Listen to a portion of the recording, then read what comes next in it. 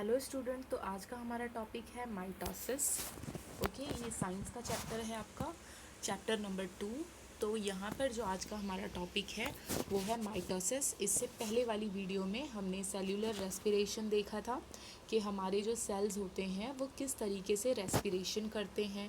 Okay, तो इस video में हम सबसे पहले माइटोसिस देखने से पहले हम सेल डिवीज़न की बात करेंगे। अब देखिए सेल डिवीज़न क्या होता है। सबसे पहले तो इस पिक्चर को आप ऑब्ज़र्व करिए कि इस फ़ोटो, ये जो इमेज मैंने दी है, इस इमेज से आपको क्या समझ में आ रहा है। ज़ाहिर सी बात है आप यही समझ रहे होंगे कि एक छोटा सा पौधा है, फिर वो धीरे धीरे धीरे हर दिन उसकी थोड़ी थोड़ी क्या हो रही है, ग्रोथ हो रही है। अब देखिए जो उसकी ग्रोथ हो रही है ना, वही एक्चुअली में क्या हो रहा है, सेल डिवाइड हो रहा है, सेल डिवीजन हो रहा है। तो उसे नए सेल्स उसमें आ रहे हैं। इस तरीके से पेड़ क्या हो रहा है, धीरे धीरे ग्रो कर रहा है। अब इसी तरीके से हमारे सेल्स में भी सेल डिवीजन की प्रोसेस होती है। जैसे एग्जाम्पल मैं आपको बताऊं, अगर आप कहीं पर गिर जाते हो या आपके हाथ में चोट वगैरह लग जाती है और आपकी स्किन डिस्ट्रॉय हो जाती है, तो कुछ देर बाद या कुछ दिन बाद जो है उस पर एक नई स्किन आ जाती है। ठीक है, क्या वो स्किन आप लगाते हैं? तो आप कहेंगे नहीं। वो धीरे धीरे जो होता है, आपका ज़ख्म जो होता है वो बढ़ जाता है, यानी एक नई स्किन आ जाती है वहाँ पर। तो इसका मतलब क्या है कि सेल जो है हमारा डिवाइड करता है, डिवीजन करता है। एक सेल से दो सेल, फिर वो दो सेल्स वापस से क्या होते हैं, डिवीजन करते हैं, डिवाइड होते हैं। और इस तरीके से आप अपने में एक ग्रो देखते हो कि ग्रोथ हो रही है आपके सेल्स में। ओके, क्योंकि हम ऐसे जनरली हम नहीं देख सकते हैं कि हमारे सेल्स ग्रो हो रहे हैं या नहीं हो रहे हैं। एक्चुअली जब आपको चोट वगैरह लगती है, वहाँ की स्किन जल जाए या कट जाए, तो बाद में धीरे धीरे आप देखोगे कि वहाँ पर एक नई स्किन आना स्टार्ट हो जाती है। That is called a cell division. Okay, तो जैसे कि अभी यहाँ पर है माइटोसिस। तो माइटोसिस देखने से पहले मैंने कहा कि सेल डिवीजन हम देखेंगे। अब सेल डिवीजन जो है वो दो टाइप्स के होते हैं। एक होता है माइटोसिस और एक होता है मियोसिस। और माइटोसिस और मियोसिस 10th के लिए दोनों ही इम्पॉर्टेंट होते हैं। ओके, तो माइटोसिस जो है take place in somatic cells. जो माइटोसिस का जो प्रोसेस होता है वो कहाँ पर होगा, हमारे सेल में जो सोमैटिक सेल्स होते हैं। ओके, तो उसमें जो होगा माइटोसिस प्रोसेस से आपका सेल डिवाइड होगा। मैं जो बोल रही हूँ उसको बहुत अच्छे से सुनना है आपको। मैं ये कह रही हूँ कि हमारी बॉडी में जो सोमैटिक सेल्स होते हैं उनमें जो डिवीजन होते हैं सेल्स, वो किस प्रोसेस से होते हैं? तो आप कहोगे माइटोसिस। अब आप कहोगे ये सोमैटिक सेल क्या है? तो सोमैटिक सेल जो होते हैं, हमारा जो बॉडी सेल होता है, अगर मैं इमेज में दिखाऊं तो ये हमारे बॉडी सेल्स हैं। आपका ब्रेन आ गया, किडनी आ गई, लंग्स आ गए, सभी जो होते हैं वो आपके सोमैटिक सेल्स होते हैं। तो ये जो डिवीजन होंगे या डिवाइड होंगे सेल्स, तो वो कौन से प्रोसेस से होंगे? तो आपको बताना है माइटोसिस से होंगे। अब दूसरी तरफ हम मियोसिस की बात कर लेते हैं। Meiosis take place in reproductive cells. अब मियोसिस का जो प्रोसेस है वो हमारे रिप्रोडक्टिव सेल्स में होंगे। अब सबसे पहले रिप्रोडक्टिव सेल्स, तो रिप्रोडक्टिव ऑर्गन जानना पड़ेगा। रिप्रोडक्टिव ऑर्गन क्या है? तो देखिए, मेल्स में जो रिप्रोडक्टिव ऑर्गन होते हैं वो होते हैं टेस्टिस, और फीमेल में जो रिप्रोडक्टिव ऑर्गन होते हैं वो होता है ओवरी। टेस्टिस जो होता है स्पर्म बनाता है, और ओवरी जो होती है वो एग बनाता है। ओके, तो ये समझना है आपको। यहाँ पर मैंने एग्जाम्पल देखिए, मियोसिस में दिया है टेस्टिस, ओवरी। ठीक है, तो यहाँ पर जो सेल डिवीजन होगा वो कौन से प्रोसेस से होगा? मियोसिस प्रोसेस से होगा। दोनों ही सेल डिवीजन करते हैं, बट ये जो है माइटोसिस जो है वो सोमैटिक सेल डिवीजन करेगा, और मियोसिस के प्रोसेस से हम जो रिप्रोडक्टिव ऑर्गन्स होते हैं उनका सेल डिवीजन होगा। ओके, आई होप यहाँ तक बात समझ में आ गई होगी आपके। यहाँ पर मैंने हिंदी में भी लिख दिया है, टेस्टिस जो है स्पर्म बनाएगा, ओवरी जो है वो एग बनाएगा। ओके, नाउ अब हम आ जाते हैं डीएनए पर। देखिए, माइटोसिस स्टार्ट करने से पहले मुझे कुछ बेसिक टर्म्स बताने होंगे। पहले हम बेसिक टर्म्स देख लेंगे, उसके बाद हम पूरा प्रोसेस देखेंगे। अब डीएनए, जैसे कि सेल, पहले तो मैं आपको सेल दिखा देती हूँ, अगर आप भूल गए हो तो ये आपका क्या है, सेल है। ठीक है, सेल है। सेल में सबसे पहले क्या होता है, वेट, इसे मैं थोड़ा नीचे कर लेती हूँ ताकि आपको समझ में आए। ओके, सेल्स में this is a cell. Cell में जो आउटर आपको सबसे पहला जो फॉर्म होता है दैट इज कॉल्ड मेम्ब्रेन, ये मेम्ब्रेन है ऊपर वाला पार्ट। एंड फिर अंदर जो ब्लू कलर का, लाइट ब्लू कलर का फ्लूइड दिख रहा है आपको, that is called cytoplasm. Cytoplasm में मैंने आपको सेलुलर रेस्पिरेशन बताया था ग्लाइकोलाइसिस का प्रीवियस वीडियो में। और ये जो एक अंदर एक और सर्कल है दैट इज कॉल्ड, इसे आप क्या कहोगे, न्यूक्लियस। और न्यूक्लियस में भी क्या होता है, न्यूक्लियर मेम्ब्रेन होता है, ठीक है। नेक्स्ट यहाँ पर बता रहा है कि क्या है, न्यूक्लियस में क्या है, न्यूक्लियर मेम्ब्रेन है। फिर उसके बाद ये जो छोटा सा डॉट रेड कलर का जो सर्कल अंदर आपको दिख रहा है that is called nucleolus. Okay, nucleus नहीं है वो, क्या है, न्यूक्लियोलस है। और यहाँ पर ये इस पार्ट को इस तरीके से कुछ रेक्टेंगल शेप का परपेंडिकुलर फॉर्म में दिया गया है, इसे आप कहोगे सेंट्रियोल्स। यहाँ तक बात आ गई समझ में। और ये आपका क्या है, डीएनए है, जैसे आप इस तरीके से ड्रॉ करते हो ना डीएनए। ओके, ये आपका क्या है, डीएनए है। और एक बात याद रखिएगा, डीएनए ही आगे चलकर क्या बनाते हैं, क्रोमोसोम्स बनाते हैं, ठीक है। ओके, अब हम थोड़ा बैक चलते हैं वापस। अब देखिए डीएनए आपने देखा कि सेल्स में न्यूक्लियस होते हैं, न्यूक्लियस में क्या होता है, डीएनए होता है। अभी मैंने बताया न्यूक्लियस में क्या होता है, डीएनए होता है। डीएनए के बाद जो एक डीएनए जब आगे बढ़ेगा थोड़ा तो वो बनाएगा क्रोमैटिन फाइबर। और क्रोमैटिन फाइबर जब बन जाएगा तो वो क्या बना देगा, क्रोमोसोम्स। मैंने आपको अभी वही बताया था कि डीएनए आगे चलकर क्या बनाता है, क्रोमोसोम्स बनाता है। अब ह्यूमन बॉडी में टोटल कितने क्रोमोसोम्स होते हैं, अगर कोई आपसे पूछ लेता है तो आपको बताना है 46 क्रोमोसोम्स होते हैं ह्यूमन बॉडी में। ओके, टोटल 46 क्रोमोसोम्स होते हैं। मगर आपसे अगर पेयर्स में पूछ लिया जाए, यानी कि जोड़ी में अगर पूछ लिया जाए, तो आपको आंसर देना है 23। सिंपल है, 46 का हाफ कर दो, जोड़ी बन जाएगी। 23 क्रोमोसोम्स, पेयर्स ऑफ क्रोमोसोम्स होते हैं ह्यूमन बीइंग में। ओके, नाउ नेक्स्ट इज, मैं आपको यहाँ पर थोड़ा सा एक कंसेप्ट बता देती हूँ। देखिए डीएनए जो होगा थ्रेड लाइक स्ट्रक्चर होगा, वो आप यहाँ पर ऑब्जर्व कर सकते हैं। देखिए यहाँ पर हल्के हल्के बारीक बारीक आपको धागे की तरह दिखाई दे रहे हैं, तो दिस इज़ अ डीएनए। और इन बारीक बारीक थिन फाइबर्स, थिन थ्रेड से मैंने एक चौड़ी यानी एक थिक मैंने थ्रेड बनाया, ठीक है, थोड़ा सा ये थिक है। और जो डीएनए था वो हमारा बहुत ही पतला होता है, बहुत ही बारीक होता है। फिर डीएनए को लेकर हम एक मोटी रस्सी हम बनाते हैं, और जब उस रोप को या उस रस्सी को जब आप एक रील में लपेटते हो उसे, ठीक है, उसकी कॉइलिंग करते हो, तो वो क्या बन जाता है, क्रोमोसोम्स बनता है। तो आई होप बात समझ में आ गई होगी आपकी। तो यहाँ पर हम देख लेते हैं क्रोमोसोम्स जो होता है ये आपका क्या है, क्रोमोसोम्स है। क्रोमोसोम्स के भी अलग अलग पार्ट्स होते हैं, 2 आर्म्स होते हैं, एक ऊपर एक नीचे, और बीच में जो सर्कल है that is called centromere, centromere या सेंट्रोमर, आप जो पढ़ें। अब देखिए जब सेल डिवीजन यहाँ होता है तो यहाँ पर अगर इस टाइप के अगर आपको क्रोमोसोम्स दिखते हैं डबल डबल, ये तो सिंगल दिख रहा है ना आपको, यहाँ पर 2-2 जोड़ी मिल रही है, तो आप इसे क्या कहोगे, इन दोनों को आप कहोगे होमोलोगस पैर, और इन जोड़ी को आप कहोगे सिस्टर क्रोमैटिड्स। क्या कहोगे आप, सिस्टर क्रोमैटिड्स। तो यहाँ पर आप देख सकते हैं ये आपका सेल है, ये न्यूक्लियस है। न्यूक्लियस कैसे फॉर्म में है, तो आप कहेंगे क्रोमैटिन फाइबर्स में है। ये जो है ना, ये क्रोमैटिन फाइबर है, और ये आगे चलकर क्या बना देगा, क्रोमोसोम्स बना देगा। ठीक है, ये तो मैंने आपको बताया है। तो देखिए वो क्रोमैटिन फाइबर यहाँ पर क्या बन गए हैं, क्रोमोसोम्स बन गए हैं। पहले कुछ इस तरीके से थे, ओके, अब प्रॉपरली ये क्या बन गए हैं, क्रोमोसोम्स, जो मैंने रील धागा बताया था। और ये आपका क्या है, छोटा सा जो है न्यूक्लियोलस, ओके। और ये क्या है, क्रोमोसोम्स है। क्रोमोसोम्स में सेंट्रोमर, ऊपर और नीचे जो होता है वो होते हैं आर्म्स।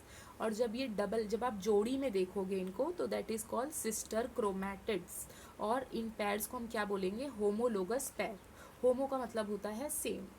अब यहाँ पर बात करते हैं, अगर एक सेल है, इस सेल को, ये वाले सेल को आप कह रहे हो पेरेंट सेल। क्योंकि पेरेंट सेल से ही डॉटर सेल्स या सिस्टर क्रोमैटिड्स सेपरेट होते हैं। ठीक है, मैंने आपको बताया ना, हमारी बॉडी में सेल डिवीजन होते रहते हैं, बट आप उसे डेली देख तो नहीं सकते हो, बट अगर आपके हाथ में कुछ लग जाता है तो वहाँ की सेल जो ग्रोथ करती है और एक जो नई स्किन आपको दिखाई देती है, या आपका जो ज़ख्म है वो भर जाता है, तो वहाँ से आप समझ सकते हो कि सेल डिवीजन हो रहे हैं। तो देखिए, सेल डिवीजन में क्या होता है, एक पेरेंट सेल होता है। पेरेंट सेल में इस तरीके से जोड़ी में, मैंने आपको बताया ना, क्रोमोसोम्स जो होते हैं वो पेयर्स में होते हैं हमेशा। तो इस तरीके से क्रोमोसोम्स पेयर्स में है। ठीक है, मैंने तो एक्स एक्स बनाया है, क्रोमोसोम्स ऐसे होते हैं। यहाँ पर दिख रहा है एक रेड है और एक ब्लू है। तो यहाँ पर ये कैसे डिवाइड होंगे, डॉटर सेल्स कैसे बनेंगे, ये रेड वाले में से एक पैर आ जाएगा यहाँ, और ये ब्लू वाले में से एक आ गया यहाँ पर। अब ये वाले रेड में से एक यहाँ आ जाएगा, और ये ब्लू वाले में से एक ब्लू वाला इधर आ गया, और ये दोनों ने क्या बना दिया, डॉटर सेल्स। यानी पेरेंट सेल्स एक था, पेरेंट सेल से दो डॉटर सेल्स बन गए। ओके, तो जब क्रोमोसोम्स आपके जोड़ी में होते हैं, ठीक है, जब जोड़ी में होते हैं क्रोमोसोम्स, तो उस कंडीशन को आप क्या कहते हो, डिप्लॉइड कंडीशन। क्या कहते हैं उस कंडीशन को हम, डिप्लॉइड कंडीशंस कहते हैं।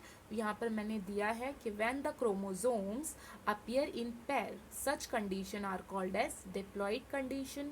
Before the cell division, before the cell divide, the chromosomes always duplicate. यहाँ पर ये कह रहा है कि सेल डिवाइड होने से पहले, बिफोर की बात हो रही है ना, तो हमेशा क्रोमोसोम्स किस में होते हैं, डिप्लॉइड कंडीशन में होते हैं। किस में होते हैं, डिप्लॉइड कंडीशन। जो कंडीशन मैंने अभी आपको यहाँ बताया, ये डिप्लॉइड कंडीशन ही है ना, दो क्रोमोसोम्स यानी कि जोड़ी में है, पेयर्स में है ये, और इस तरीके से फिर ये डॉटर सेल्स को बनाएंगे डिवाइड होकर। नेक्स्ट, अब आते हैं हम माइटोसिस पर। पहला जो सेल डिवीजन का जो पहला टाइप है वो है माइटोसिस। तो mitosis also classify in two type. ठीक है, माइटोसिस जो है वो आपका दो पार्ट में अगेन डिवाइड है, एक है काइरोकाइनेसिस, एक है साइटोकाइनेसिस। देखिए, काइरो का मतलब क्या होता है, न्यूक्लियस, यानी यहाँ पर जो है न्यूक्लियर, जो आपका सेल में जो न्यूक्लियस होता है ना, इसका डिवीजन हम करेंगे, न्यूक्लियर डिवीजन होगा यहाँ पर। और साइटो का मतलब तो आपको पता है, साइटोप्लाज्म। जो मैं अगर मैंने सेल, यहाँ पर मैं अगर सेल बनाती हूँ, ठीक है, this is a cell membrane. Cell membrane के अंदर जो फ्लूइड पार्ट में होता है, या आप जिसे आप डॉट डॉट से बताते हो, दैट इज कॉल्ड साइटोप्लाज्म। तो एक होता है यहाँ पर न्यूक्लियर डिवीजन होता है काइरोकाइनेसिस में, और यहाँ पर साइटोप्लाज्मिक डिवीजन होगा। साइटोप्लाज्मिक डिवीजन कुछ इस तरीके से आपको दिखाई देगा, और जो न्यूक्लियस या न्यूक्लियर डिवीजन होगा वो आपको कुछ इस तरीके से दिखाई देगा। अब देखिए, जो काइरोकाइनेसिस होता है, ये प्रोसेस जो होगा ये 4 स्टेप में डन होगा, यानी 4 स्टेप में कंप्लीट होता है। पेपर में आता है ये। फर्स्ट है प्रोफेस, मीटाफेस, एनाफेस एंड टेलोफेस। ये 4 स्टेप में ये प्रोसेस जो होता है डन होता है।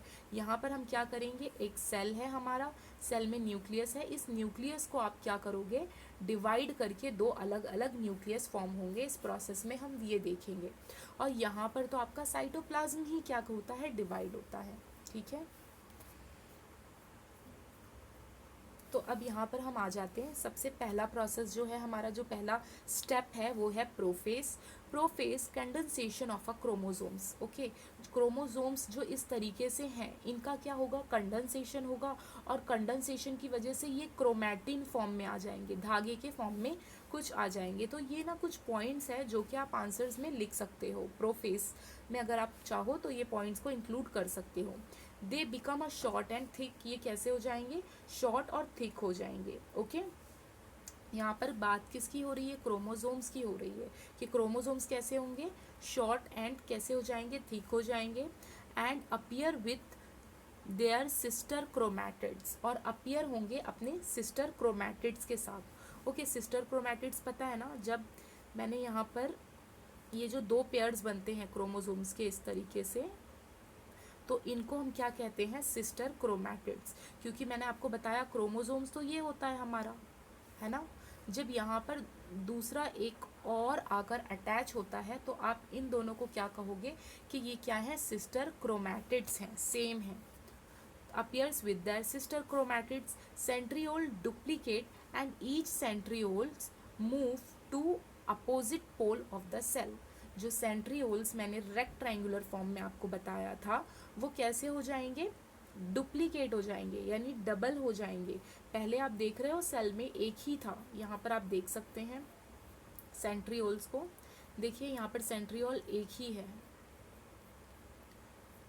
वेट, हाँ यहाँ पर आप देख सकते हैं ये आपका क्या है, सेंट्रियोल है, एक है।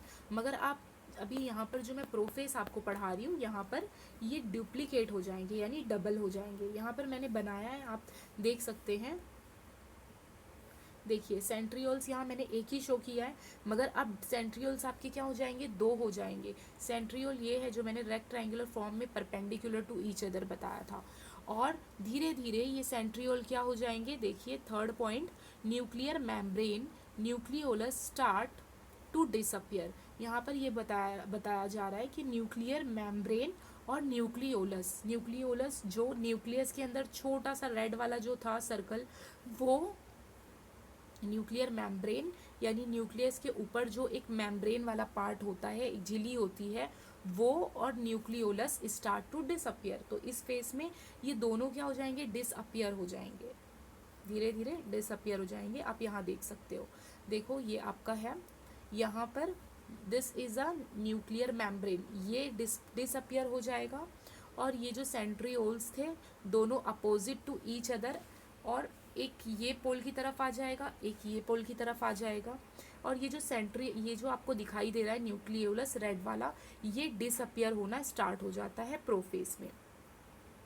नेक्स्ट स्टेप की बात करते हैं, मेटाफेज। यहाँ पर बस आपको ये ही याद रखना है कि कौन सी चीज़ें डिसअपियर हो रही हैं, कौन सी चीज़ें यहाँ पर रीजेनरेट हो रही हैं। तो सेकेंड स्टेप में आप देखिए, सेकेंड स्टेप जो है वो है मेटाफेज। मेटाफेज में क्या है, यहाँ पर दिया है nuclear membrane and nucleolus completely disappear. अब इस स्टेप में जो रेड वाला जो पार्ट था गोल वाला एंड न्यूक्लियर मेम्ब्रेन जो है पूरी तरीके से डिसअपियर हो जाएगा। सेकेंड पॉइंट है क्रोमोसोम्स कंप्लीट देयर कंडेंसेशन। अब क्रोमोसोम्स जो हैं कंप्लीट कर लेते हैं अपना condensation, and all chromosomes are arrange in parallel to equatorial plane of the cell. और जो क्रोमोसोम्स हैं आपके वो कैसे हो जाएंगे, एक दूसरे के पैरेलल, आमने सामने आ जाएंगे। ये वेट ये मैं पढ़ रही हूँ, फिर हम डायग्राम में भी इसे देख लेंगे।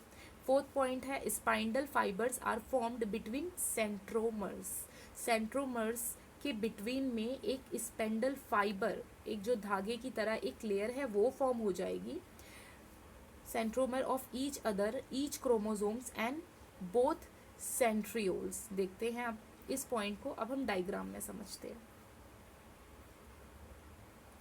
देखिए ये डायग्राम है मेटाफेज का, यहाँ पर मैंने आपको यहाँ पर, ठीक है ये डायग्राम है, मैंने आपको मेटाफेज में पहला पॉइंट आपको क्या बताया, nuclear member and nucleolus completely disappear. तो आप देख रहे हैं यहाँ पर जो पहले एक इस तरीके से एक लाइन फॉर्म थी, एक मेम्ब्रेन था, वो अब यहाँ नहीं रहेगा।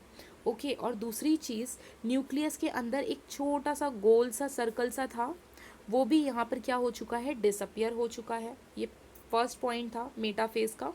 सेकेंड पॉइंट कहता है मेटाफेज का, क्रोमोसोम्स कंप्लीट देयर कंडेंसेशन।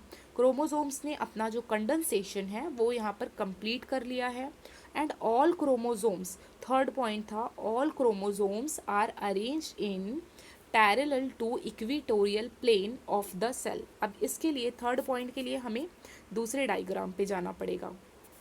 ये डायग्राम जो है ये सेटिस्फाई करता है आपके थर्ड पॉइंट को। थर्ड पॉइंट आप देख सकते हो, या फिर मैं यहाँ पर आपको डिक्टेट कर रही हूँ, ऑल क्रोमोसोम्स आर अरेंज्ड। अब देखिए क्रोमोसोम्स पहले एक इधर था और एक इधर था, अब ये क्रोमोसोम्स जो हैं सबसे पहले आपके सेल्स जो है, सेल को आप बीच में से क्या कर दोगे, डिवाइड कर दोगे। क्या करोगे, इक्विटोरियल प्लेन से आप अपने सेल को क्या करोगे, डिवाइड करोगे। दिख रहा होगा आपको ये लाइन, और ये लाइन के बाद जो आपका क्रोमोसोम्स है वो कैसे अरेंज हो जाएंगे, पैरेलल फॉर्म में। ठीक है, पैरेलल फॉर्म में अरेंज हो गए। पैरेलल फॉर्म में अरेंज होने के बाद स्पिंडल फाइबर आर फॉर्म्ड। यहाँ पर एक स्पिंडल फाइबर आपको दिखाई दे रहा होगा, this is a spindle fibre are formed between centromere, ये आपका क्रोमोसोम्स का क्या है, सेंट्रोमर है, centromere of each chromosomes both centrioles. समझ में आ रहा है, यहाँ से यहाँ पर आपका स्पिंडल फाइबर क्या हो रहा है, पास हो रहा है। तो ये आपका था फोर्थ पॉइंट।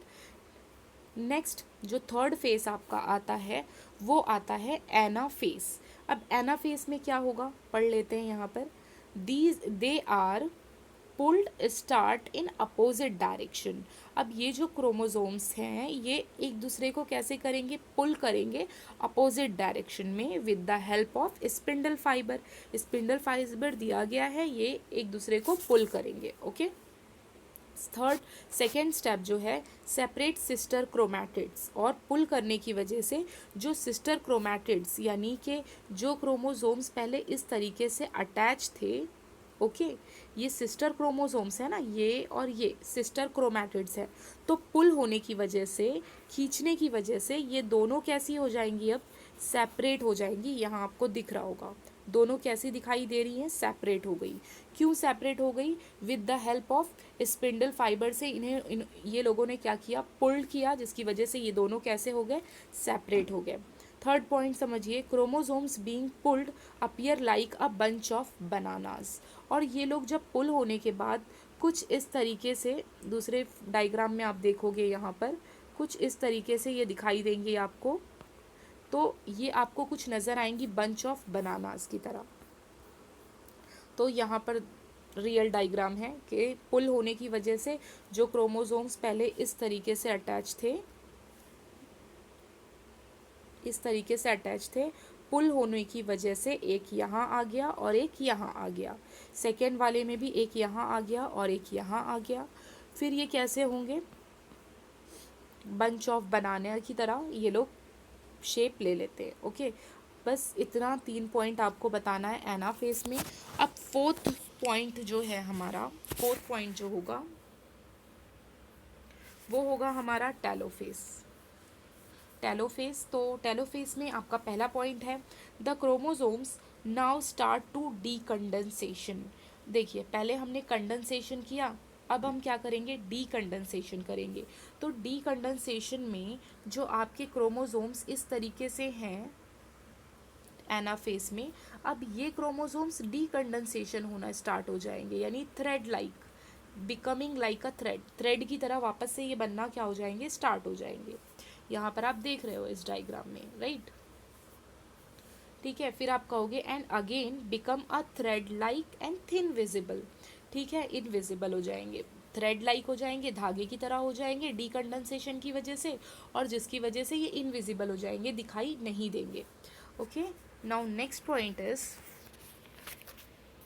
MEM का मतलब होता है न्यूक्लियर मैम्ब्रेन। क्या है वो, nuclear membrane is formed around each set of chromosomes and reach at poles. अब यहाँ पर जो अलग अलग जो आपके क्रोमोसोम्स कंडेंसेशन प्रोसेस पे थे इस तरीके से, अब इनको इनका न्यूक्लियर मैम्ब्रेन मिल जाएगा। क्या मिल जाएगा, न्यूक्लियर मैम्ब्रेन यहाँ पर फॉर्म हो जाएगा, और ये लोग जो हैं अपने अपने पोल्स पे चले जाएंगे। ये सेल है, सेल का एक पोल ये है और एक पोल ये है, तो ये अपने एक पोल पे चला गया, दूसरा वाला क्रोमोसोम्स अपने एक पोल पे चले जाएगा, और इस तरीके से आपका जो यहाँ पर न्यूक्लियर डिवीजन डन हो जाएगा। लास्ट में आप ये पॉइंट बताओगे, दस 2 daughter nuclei are formed in cell. ठीक है, तो यहाँ पर एक न्यूक्लियस से स्टार्ट किया था, राइट हमने, तो यहाँ पर अब हमें 2 न्यूक्लियस मिल रहे हैं, यानी कि हमने देख लिया कि न्यूक्लियर डिवीजन किस तरीके से हुआ,